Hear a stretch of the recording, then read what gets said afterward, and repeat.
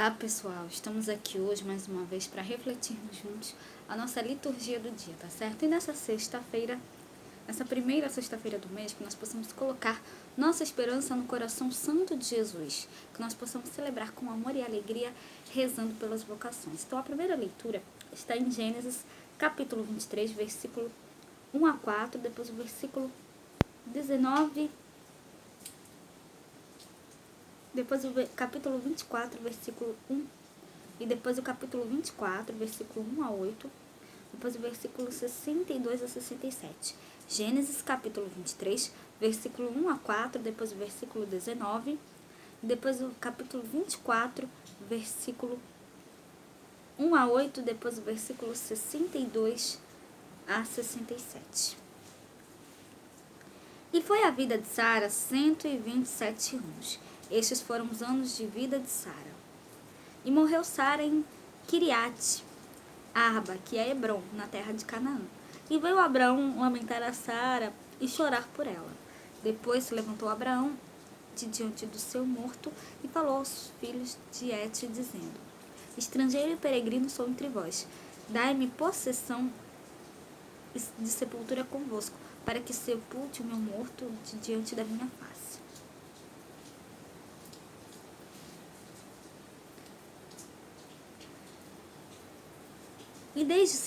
E depois sepultou Abraão a Sara, sua mulher, na cova do campo de Macpela, em frente de Manre, que é Hebrom, na terra de Canaã.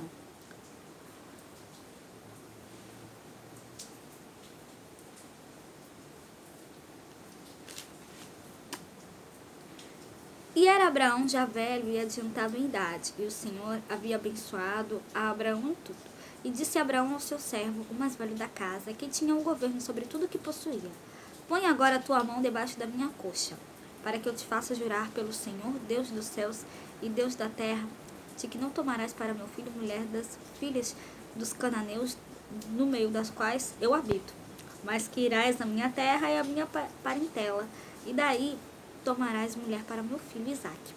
E disse-lhe o servo: Porventura não quererá seguir minha mulher a esta terra? Farei, pois, tornar o seu filho a terra de onde saíste? E Abraão lhe disse: Guarda-te para que não faças já tomar o meu filho. E o Senhor, Deus dos céus, que me tomou da casa de meu pai e da terra da minha parentela, e que me falou e que me jurou, dizendo: A tua semente darei esta terra. Ele enviará o seu anjo diante da tua face, para que tomes mulher de lá para o meu filho. E se a mulher, porém, não quiser seguir-te, serás livre deste meu juramento. Somente não faças lá tornar a meu filho.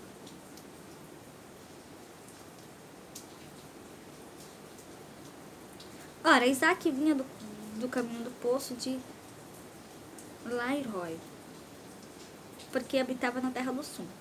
E Isaque saíra a orar no campo sobre a tarde, e levantou os seus olhos e olhou, e eis que os camelos vinham. Rebeca também levantou os seus olhos e viu a Isaque, e lançou-se do camelo. E disse ao servo: Quem é aquele varão que vem pelo campo ao nosso encontro? E o servo disse: Esse é meu senhor. Então tomou ela o véu e cobriu-se. E o servo contou a Isaque todas as coisas que fizera. E Isaque trouxe-a para a tenda de sua mãe, Sara, e tomou a Rebeca, e foi-lhe ela por mulher, e amou-a. Assim, Isaque foi consolado depois da morte de sua mãe. Então, nessa primeira leitura, fala pra gente, né, sobre o encontro de Isaque com Rebeca, né? Encontro com Rebeca, né? E ali Abraão também, né, manda o seu servo buscar uma mulher para Isaque. E aqui ele fala: Isaque recebeu Rebeca por esposa e amou-a, consolando-se assim da morte da sua mãe. Então, a gente viu, né, que infelizmente Sara faleceu, né? E Deus consolou, né, a Isaque e a Abraão, né? Então, Abraão, né, vendo a tristeza de Isaque, né,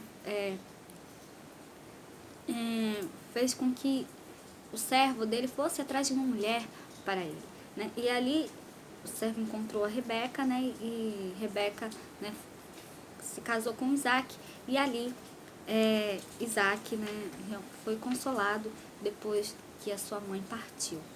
Então, aqui mostra que Deus sempre está ao nosso lado, né? Deus nos ajuda a superar, né, os momentos difíceis, né? A gente viu, né, que Isaac foi consolado, né, por Rebeca. E agora, falando do Evangelho, hoje ele está em Mateus capítulo 9, versículo 9 a 13. Mateus capítulo 9, versículo 9 a 13. E Jesus, passando adiante dali, viu assentado na alfândega um homem chamado Mateus e disse-lhe: Segue-me. E ele, levantando-se, o seguiu. E aconteceu que, estando ele em casa, sentado à mesa, chegaram muitos publicanos e pecadores, e sentaram-se juntamente com Jesus e os seus discípulos. E os fariseus, vendo isto, disseram aos seus discípulos: Por que come o vosso mestre com os publicanos e pecadores? Jesus, porém, ouvindo, disse-lhes: Não necessitam de médicos sãos, mas sim os doentes. Ide, porém, e aprendei o que significa misericórdia quero e não sacrifício. Porque eu não vim a chamar os justos, mas os pecadores ao arrependimento. Então, o Evangelho se articula em 3 momentos. No primeiro, nos encontramos com a vocação de Mateus. O evangelista segue a mesma estrutura do relato da vocação dos primeiros discípulos, né, em Mateus capítulo 4, versículo 18 a 22. Jesus, ao passar, vê a pessoa em suas atividades e a chama: segue-me. Mateus, dom, que significa dom do Senhor, um pecador público, né, cobrador de impostos, odiado pelo povo e desprezado pelos fariseus, que se consideravam justos, levanta-se da coleteria do seu pecado e de seu pecado para prontamente atender ao chamado de Jesus e segui-lo. Jesus curou Mateus da sua enfermidade espiritual. Então, no segundo momento, vemos Jesus em comunhão e intimidade à mesa com pecadores e cobradores de impostos. E ali, os fariseus criticam e condenam Jesus aí eles falam, né? Como poderia ele comer com essa gente? Ele está desobedecendo a lei de Moisés. Isso os fariseus dizendo, né? Mas Jesus sabe o que é o amor, né? Que o amor maior, né? Que o amor maior ele sabe que o amor é maior que a lei, né? E que a salvação que ele veio trazer em sua fonte no amor de Deus, né? Ele veio trazer a salvação para todos. Então, por isso, no terceiro momento, Jesus responde aos fariseus: Quero misericórdia e não sacrifício. E declara-se como um divino médico, salvador dos seres humanos. Então, que nós possamos depositar a nossa confiança em Cristo, Ele que é o divino médico, salvador dos seres humanos, que nos salva dos pecados, tá certo? Então, era isso que eu tinha para falar para vocês hoje. Muito obrigada a todos por curtirem, por comentarem. Aqueles que só assistem mesmo, eu me agradeço. Espero que vocês tenham gostado dessa reflexão de hoje. Espero encontrá-los todos aqui amanhã, sábado, se Deus quiser, para continuarmos refletindo cada vez mais as leituras da Sagrada Escritura. Então, muito obrigada a todos e até a próxima, se Deus quiser.